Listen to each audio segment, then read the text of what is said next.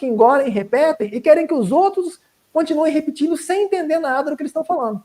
Né? Eu acho que os membros da burocracia educacional e científica né, das universidades virou um negócio burocrático que tem pouco a ver com a competência e mais com network, com cargo. Né? Mas, enfim, nós estamos com 3 horas e 10 minutos de live. Eu quero, depois que você fale do seu projeto que você tem aí sobre imortalidade, que me parece muito legal. Mas antes, eu quero saber do teu... E tem umas perguntas das pessoas aqui. Mas antes, rapidamente, assim, tua experiência com xadrez, você continua jogando xadrez? Eu parei de jogar em 2000, mais ou menos, né? Eu parei de jogar em 2000. Eu jogo ainda com computador, jogo de brincadeira, jogo em casa. De vez em quando vem uns amigos aqui, né? A gente joga um pouquinho. Mas, assim, participar de competição, assim, jogar seriamente desde 2000. Quando você joga com seus amigos, você joga com umas peças a menos, não? Não, é como jogador mesmo, eu acho que não tem um nível tão... Como simultanista cegas, eu bati um recorde mundial, né? Simultanista cegas. Não, é isso. Mas como jogador... Para quem não conhece, né? Porque às vezes as pessoas ainda não sabem, ele está no Guinness por fazer um negócio que, para mim, isso aí, não adianta você argumentar, isso aí para mim é magia, entendeu? Ele jogou contra 10 pessoas sem olhar o tabuleiro, cara. Isso é magia. Você pode ter toda a argumentação aí, não, mas eu tô brincando, isso é admirável demais, cara.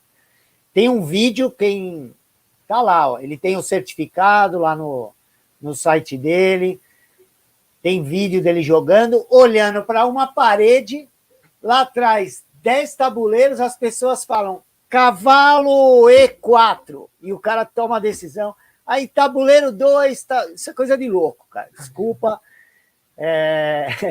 não fica bravo comigo, mas isso imagina, eu me sinto lisonjeado com o comentário, me sinto lisonjeado. Poxa, é demais. Como você chegou nisso, cara? Como que foi? Você joga xadrez desde pequenininho? Como que foi isso? Não, comecei velho, eu comecei com 14 anos, né? Inclusive, um dos motivos pelos quais eu não desenvolvi muito são 2 motivos principais. Um deles é porque eu comecei muito velho e porque não tinha dinheiro para ter professor, para comprar material de xadrez para estudar, não tinha livros, né? Então, são os 2 principais fatores.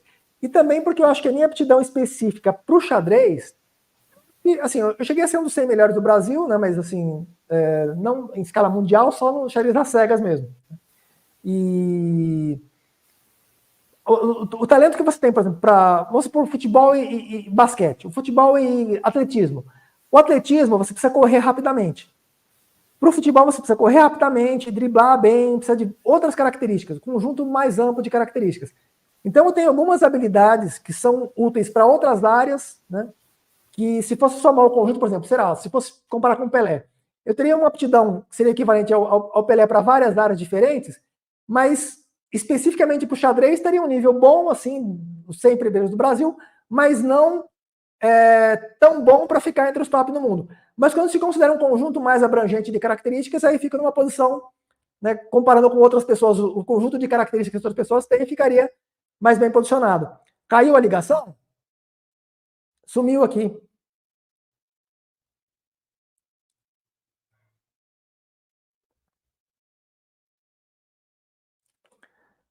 Acho que caiu.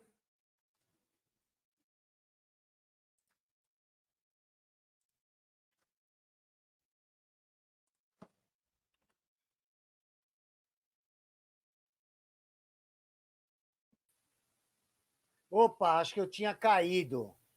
Eu fui perguntar para a Tamara, a gente foi mandar mensagem para a Tamara me ajudar aqui, que aconteceu alguma coisa. Caiu minha internet. Ainda bem que voltou e não perdemos ainda a conexão. Eu vou falar até onde eu ouvi. Você estava comparando a diferença do jogador de futebol com o corredor de atletismo. Aí eu não ouvi mais. Você falou muito. No caso, por exemplo, para atividades diversas, o conjunto abrangente de várias atividades, eu tenho aptidão mais para algumas, menos para outras, assim como um jogador de futebol, ele pode ter mais, por exemplo, o Pelé talvez ele fosse, o tipo de habilidade do Pelé era diferente talvez da do Ronaldinho, do Garrincha, talvez dois jogadores de níveis semelhantes, mas eles podem ter características gerais muito diferentes, né? Então, se colocasse para correr 100 metros rasos, talvez algum jogador, sei lá, o Cristiano Ronaldo talvez ganhasse no Pelé nos 100 metros rasos, mas no futebol, em geral, talvez ele perdesse, provavelmente perderia. Já em outra atividade, sei lá, fôlego, duração de tempo aguentando, uma maratona, talvez ele ganhasse, ou no 100 metros rasos, talvez ele perdesse, o contrário, né? Talvez, enfim. Então, para o xadrez, por exemplo, o xadrez específico de competição, mesmo que eu tivesse, talvez, condições de estudar, mesmo que eu tivesse começado muito mais cedo, mesmo assim, talvez eu não chegasse a ser um dos melhores do mundo. Mas chegaria melhor do que o ponto que eu cheguei, por ter começado, né, mais tarde, por ter, talvez chegasse talvez entre os 5, talvez entre os 10 do Brasil, se estudasse mais e tal, né? Então, no caso do xadrez às cegas, acabei conseguindo um resultado comparativamente melhor. Essa questão também do xadrez às cegas... Você estava achando muito fácil jogar xadrez, aí falou, vou começar a jogar sem olhar agora. Não, é que isso já existe há muito tempo, né? Esse jogo às cegas existe desde o... Eu sei, mas isso é coisa de louco. Não consigo imaginar como você decora mais de um tabuleiro, cara. Não consigo. Não, uma parte é por aptidão natural, uma parte é treinamento, né? A parte da administração dos dados e do cálculo das variantes, tudo, acho que é quase aptidão natural, acho que não tem muito como escapar, né? As pessoas que já nascem com essa facilidade conseguem fazer, e as que não nascem é mais difícil de conseguir. Agora, o treinamento, ele ajuda para você, pela qualidade do jogo mesmo, né? Você tem que jogar e tem que ter uma certa qualidade do jogo ali. Então, por exemplo, o Karpov. O Karpov é um jogador muito forte, né? Foi campeão mundial, mas ele não jogava tão bem às cegas. Tem torneios que ele jogava no Melody Amber, ele pendurava uma peça, quer dizer, uma partida só que ele jogava às cegas, e ele perdia a peça numa partida individual, quer dizer, muito mais difícil jogar 10 do que jogar uma. Só que se eu jogar olhando o Karpov, ele ganha de mim com o pé nas costas, assim.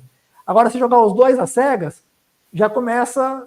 E se jogar várias às cegas, tipo, jogar em 10 tabuleiros, ele nos 10 e eu nos 10, ambos às cegas, talvez eu leve mais chance de vitória. Claro, não sei dizer, nunca vi resultados do Karpov com muitos tabuleiros. Eu vi com um tabuleiro que o Karpov não jogou tão bem quanto seria o normal dele, né? Então, por exemplo, eu jogo 10 partidas às cegas, vamos supor que meu rating tivesse 2.300, né? Eu jogasse 10 às cegas, cairia para 2.100, 2.150. O Karpov tem 2.750, 2.800. Mas quando ele joga 10 às cegas, ele cai para 1.500. Então ele cai muito mais, ele perde muito mais qualidade de jogo por jogar às cegas do que eu. Então acaba, né, tendo... Eu chutei os valores, não são exatamente isso, estou chutando aproximadamente. Eu só quero dizer o efeito aproximado. Então, outro ponto é que essa característica de jogar às cegas, ela está muito mais relacionada com memorização e gestão de informações na memória do que inteligência propriamente. Assim, é uma parte importante da inteligência, porque se você consegue administrar um volume grande de informações, isso é mais útil do que se você administra uma quantidade menor, né?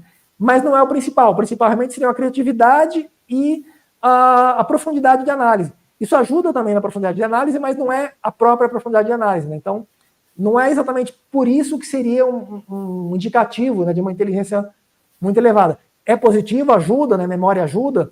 Quando você tem que resgatar informações, ela acaba ajudando. Embora a minha memória para outras coisas que não sejam para xadrez, não é tão boa. Assim, para xadrez, acho que minha memória está no nível talvez de 1 em 5 bilhões, talvez 1 em 10 bilhões. Para matemática, para números de um modo geral, talvez 1 em, sei lá, 500 milhões, está num nível mais baixo do que para xadrez. Para outra, por exemplo, para caminhos, eu me perco, sabe que eu vou para a esquina, eu me perco, né? Então, o caminho está abaixo da média. A memória está... Teve uma entrevista sua, não lembro agora onde. Foi no Fantástico. Entrevistar um amigo seu. Ele falou, pô, ele é um gênio, mas vocês falar para ele, ó, vai aqui 2 quarteirões, ele erra o caminho, cara. Então, a minha memória para caminho é um desastre. A sua mãe, que está lá no céu, bem tratada lá, ela disse que você era muito desorganizado. Eu também sou, então estou começando a me achar mais inteligente só por isso. Você vê conexão entre essas coisas, não?